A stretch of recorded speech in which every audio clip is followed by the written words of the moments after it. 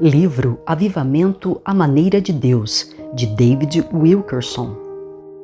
Capítulo 1. Espírito Santo, por favor, retorne à sua igreja. Quando Deus fez nascer a sua igreja, Ele derramou o Espírito Santo sobre ela. Ele batizou-a no Espírito Santo, encheu-a com o Espírito e a ungiu com o Espírito. Em toda parte onde o Espírito de Deus estava presente, havia claras provas ou evidências. Contudo, se essas evidências não eram vistas, então o Espírito Santo não estava presente. A minha pergunta é: a igreja moderna exibe essas evidências? A sua igreja faz isso? Ela está se movendo no poder do Espírito Santo? Mais ainda, a sua vida mostra essas evidências? Você está vivendo e andando na plenitude do Espírito? Joel profetizou que quando o Espírito viesse, uma evidência de sua presença seria o ensino profético. Joel descreve isso como sendo uma época excitante, quando os crentes mais velhos teriam sonhos espirituais e os jovens receberiam visões. O povo de Deus iria experimentar maravilhosos livramentos e seguir-se-ia uma grande colheita de almas. O profeta Isaías também descreve o que ocorre quando o Espírito cai sobre o povo.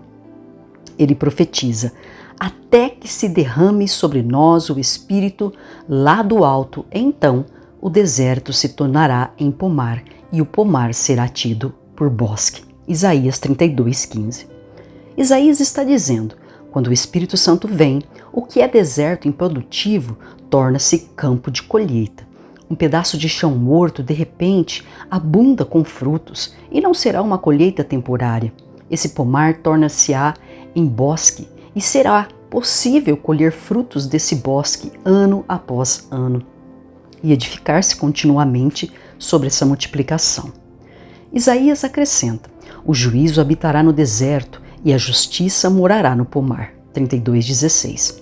De acordo com o profeta, o Espírito Santo também traz consigo uma mensagem de juízo contra o pecado, e essa mensagem produz retidão nas pessoas. Subitamente, a pregação do ministro muda.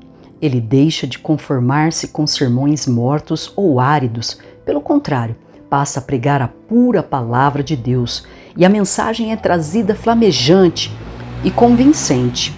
As pessoas sonolentas agora entendem que isso tem a unção do Espírito Santo. Posso trazer os meus amigos de fora aqui, sabendo que o Espírito vai falar aos seus corações.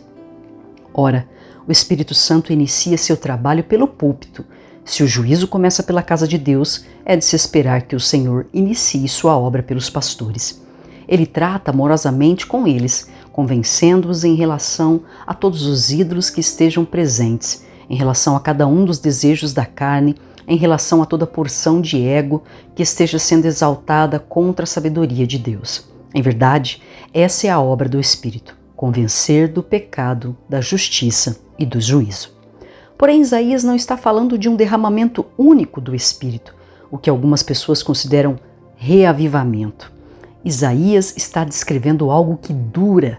Estudos feitos por sociólogos cristãos mostram que a maioria dos reavivamentos da atualidade dura uma média de 5 anos e deixa em seu rastro muita confusão e dissensão. Conheço algumas igrejas onde os assim chamados reavivamentos tiveram lugar, mas agora há poucos anos depois, não resta qualquer sinal do Espírito. São igrejas que estão mortas, áridas, vazias. Casas que antes abrigavam 1000 pessoas, agora são túmulos cavernosos, com só 50 pessoas assistindo. No entanto, sei também de igrejas onde o Espírito foi derramado há 50 anos e ainda hoje Deus está poderosamente agindo. Essa é a obra do Espírito que Isaías está descrevendo. Uma vez o Espírito, tendo se afastado ou removido de uma igreja, deixa de haver qualquer restrição. Frase de David Wilkerson. Deixa de haver um grito contra a carne e contra as estultícias que se infiltram na casa de Deus. Vemos isso em uma carta que recebi de um consagrado pastor que serve importante denominação protestante. Ele chora com o que aconteceu durante a conferência anual de sua denominação. Abre aspas. Voltamos apoiando o aborto, apesar de o Congresso Federal ter votado contra. É triste quando o Congresso é mais piedoso do que a Igreja. O nosso novo moderador, que deverá ser o porta-voz da igreja pelos próximos 2 anos, abertamente apoia a ordenação de gays e lésbicas e é, na verdade, de uma igreja, entre aspas, mais light. Chamada assim porque creem que tem mais luz, entre aspas, do que o resto de nós nessa questão da homossexualidade. Como ministro dessa denominação, agora sou autorizado a abençoar uniões do mesmo sexo. Como posso abençoar aquilo que Deus chama de perversão? Voltamos no sentido de anular ou não um artigo de nossos estatutos que impede a ordenação de homossexuais assumidos e praticantes. Felizmente, isso não passou, mas a votação foi de 259 contra 255. Só 4 votos evitando a abominação total. As igrejas mais light, entre aspas, estão jubilosas, porque creem que, na próxima Assembleia, em 2006, a votação para a ordenação de gays vai passar. Acho que elas estão certas. É quase como se estivéssemos procurando maneiras de defender o Todo-Poderoso. Maneiras de ofender o Todo-Poderoso. A denominação votou em junho censura a Israel e ordenou a desinvestidura dos títulos e ações da igreja, cerca de 7 bilhões de dólares de todas as companhias israelenses e de todas as companhias que fazem negócios contra Israel. Que Deus tenha piedade de nós. Fecha aspas. Esse homem está sendo forçado a deixar a denominação, porque parece que o Espírito Santo foi removido. Não há mais uma força restringindo o pecado ou a carne, então vale tudo e o inferno inteiro fica solto. Quando o Espírito Santo vem, o primeiro trabalho é limpar a sua igreja. Ele tira tudo que atrapalha o fluir do Espírito de Deus, e isso significa limpar individualmente as pessoas. Toda carnalidade é caçada e afugentada. Mexericos e os que têm línguas amargas contra os piedosos são mostrados e expostos. Os que mentem e acusam falsamente são isolados e levados a enfrentar a verdade. Logo, os que causam dissensões estão vivendo sob uma nuvem negra feita por eles mesmos. Foi assim que tudo aconteceu no Pentecostes, quando o Espírito veio. As Escrituras dizem que quando Pedro começou a pregar com a unção do Espírito, o coração das pessoas foi atingido como por uma pontada. Eles gritavam: "O que faremos para sermos salvos?" Milhares foram a Cristo naquele dia. Eles não tinham de ser convencidos através de recursos publicitários, truques ou entretenimento profissional. Não, eles reconheceram o pecado e quiseram liberdade.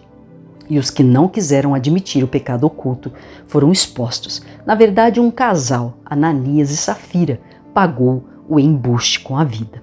Você pode ficar impune com o pecado oculto em uma igreja morta e árida, mas não em uma igreja onde o Espírito Santo está presente. Veja, o Espírito Santo é também o administrador da paz de Cristo. Ele concede as porções de paz tanto para o púlpito quanto para a congregação. Porém, não pode haver paz sem justiça. Isaías continua sua profecia.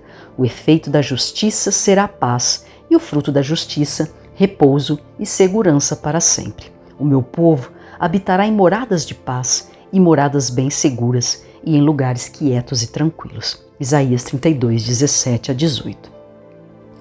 A paz vem porque a justiça está agindo.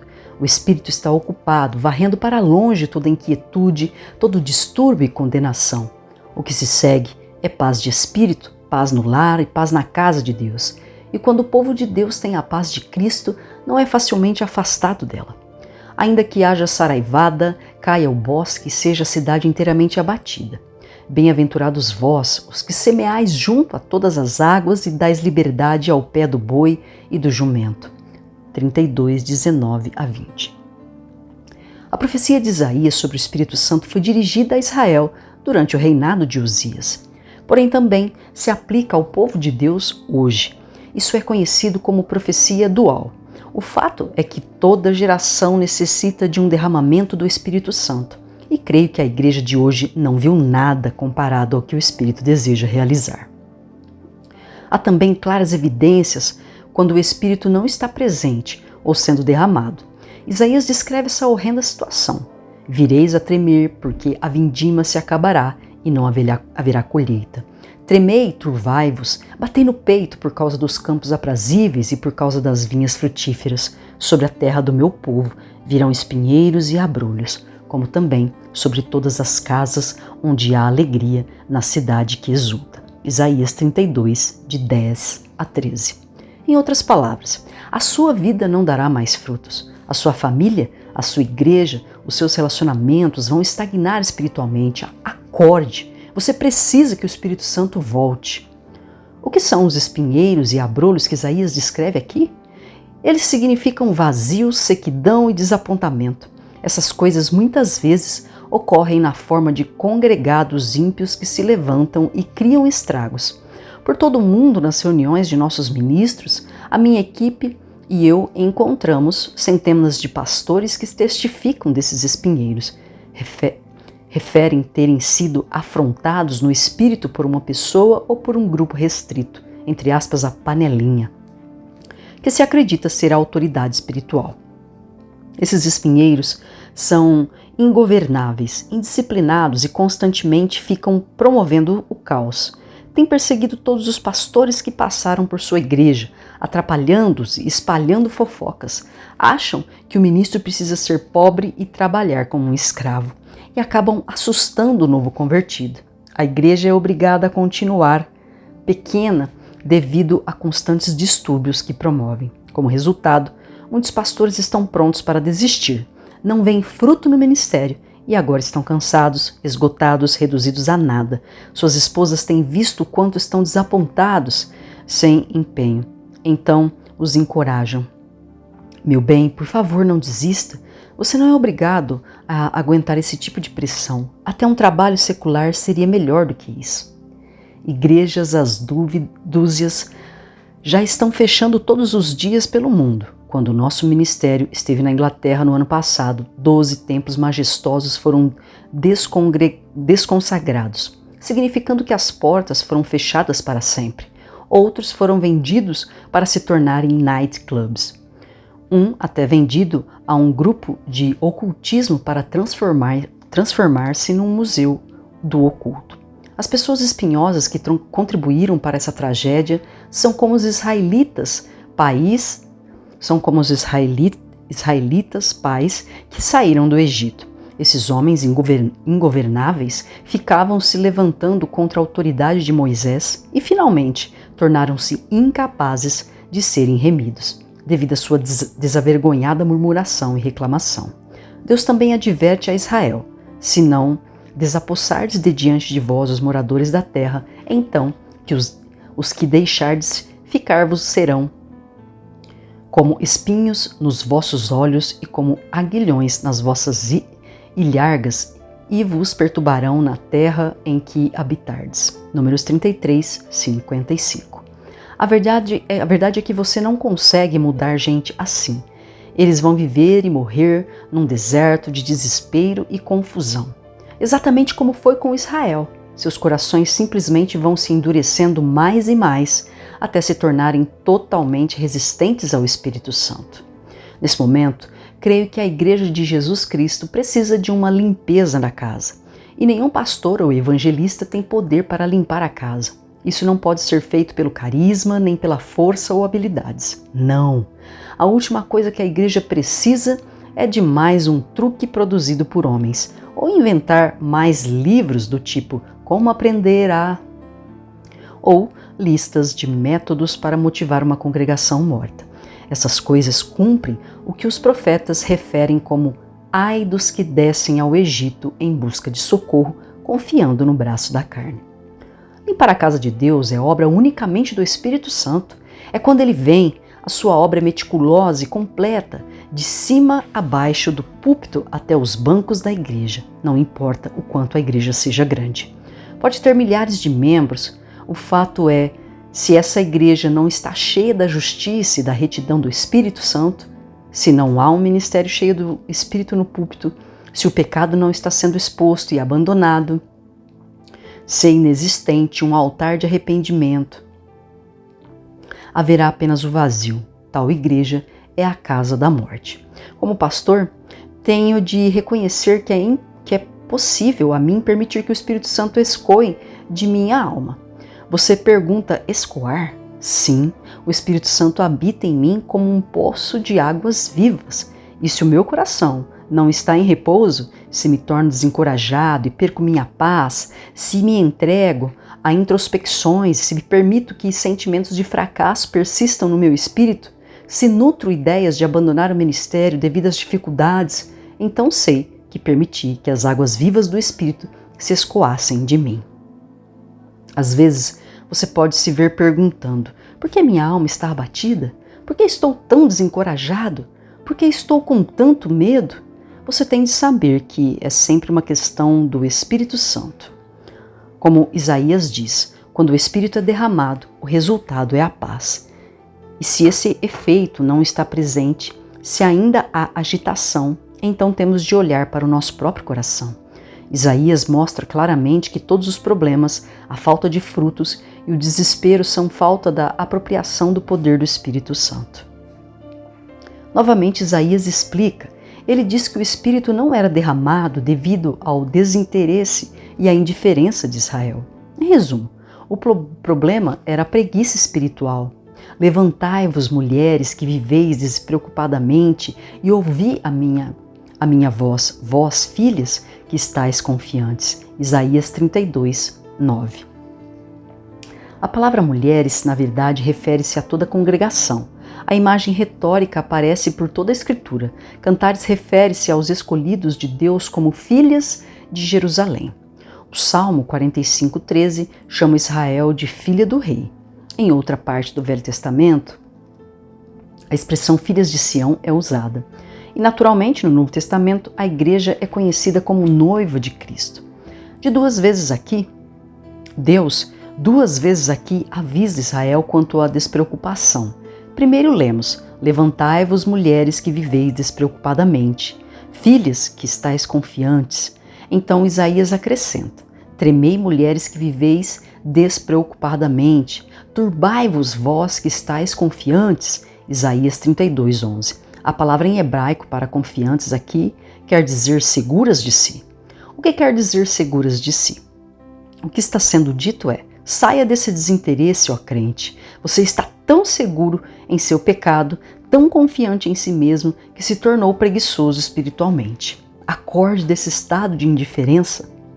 Olhando em torno da igreja atual, vejo multidões de crentes deitados sobre as camas da autoconfiança. Eles desprezam as mensagens proféticas e cerram os ouvidos a todos os chamados para despertar.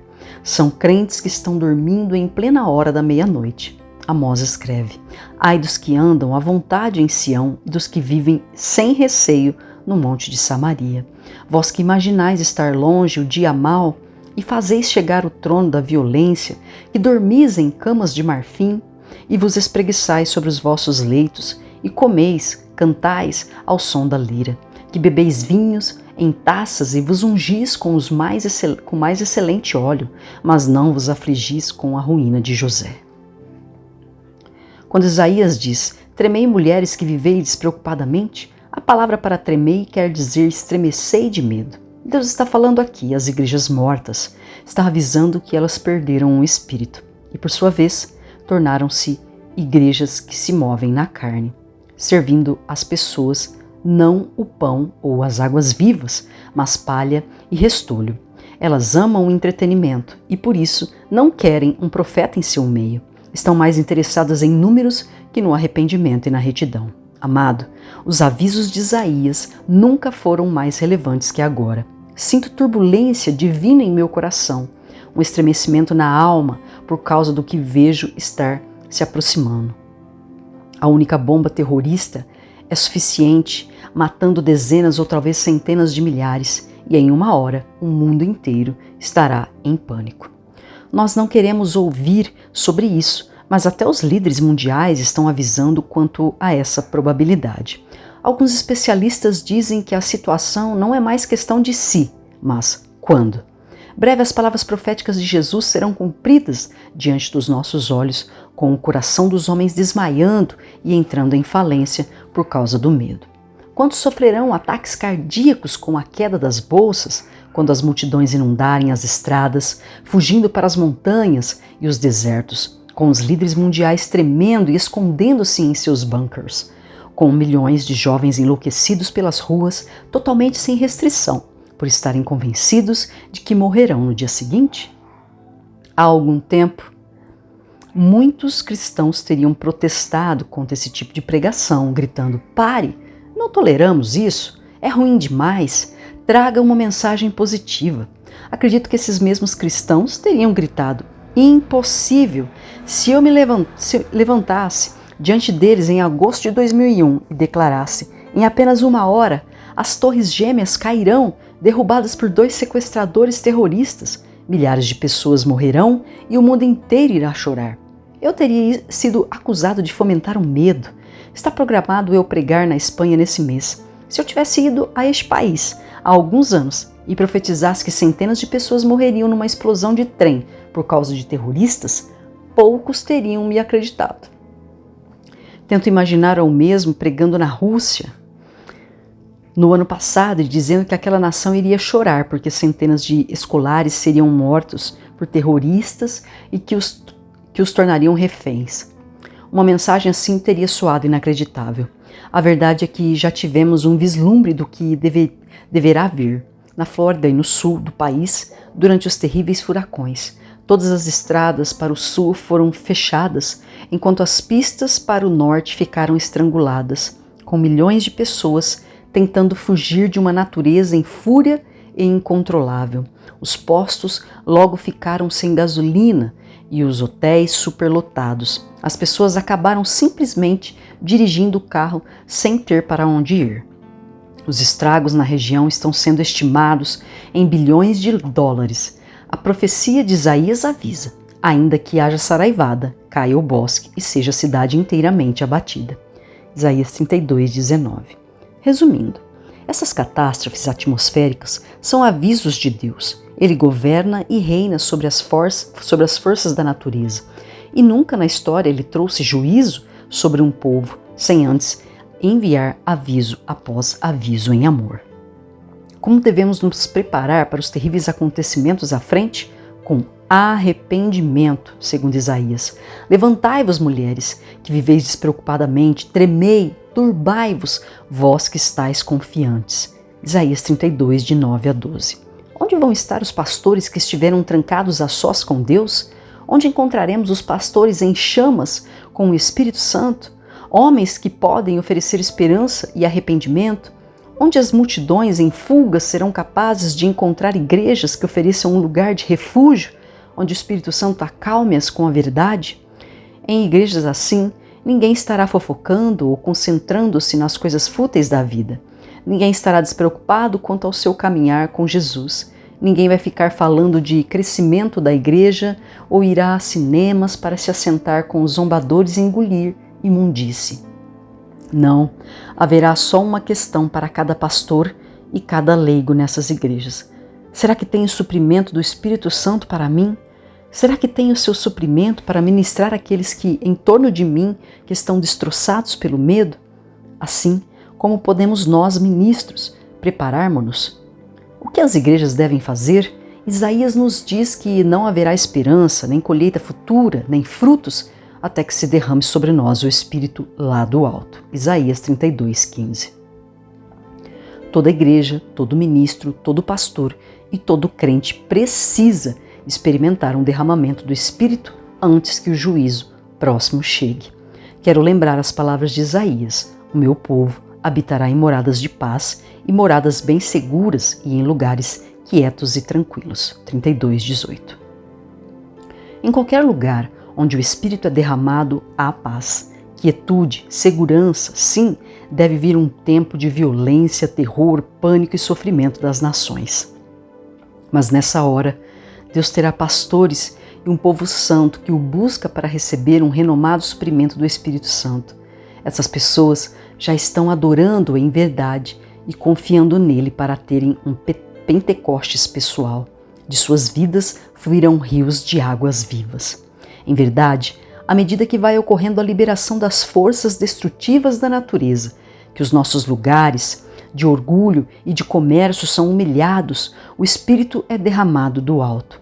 Porém, esse derramamento cai apenas sobre os que oram, cai apenas sobre os que tremem diante da palavra de Deus, que despertaram do sono, que se esvaziaram da confiança na carne e buscam receber um espírito quebrantado e um coração contrito. Ainda mais, as Escrituras nos dizem que o Espírito Santo é dado só aos que pedem em fé. Eu pergunto, você foi cheio com o Espírito Santo? Tem vivido, andado e se movido no Espírito? Não importa se a sua igreja é próspera ou não, ou quanto a sua vida possa parecer um sucesso, mesmo podendo responder sim a essas perguntas, o seu suprimento do Espírito Santo sempre precisa ser renovado. Paulo fala de sua provisão do Espírito de Jesus Cristo e pede a vossa súplica aos filipenses. Agradeço a Deus por todos os pastores e igrejas de hoje que não perderam o Espírito. Sou grato a todo homem e mulher que esteja inflamado com o Espírito Santo, por toda a igreja em chamas que esteja fazendo nascer a vida. Porém, tragicamente, sobram tão poucas. O meu coração chora. Ó Senhor, ó Santo Espírito, voltem para a tua igreja, voltem e removam todas as nossas estultícias, voltem e toquem-nos com uma ardente paixão por Cristo, voltem e limpem-nos de todos os esquemas e planos vindo de homens, fechem toda a TV e mídias religiosas que desonrem o teu nome. E Santo Espírito, haja sobre a minha alma, atrai-me para o lugar secreto de oração contigo, que não exista mais orações apressadas para mim. Discipline-me para eu esperar em ti, chorar para ti e não desistir enquanto tu não me encheres ao máximo.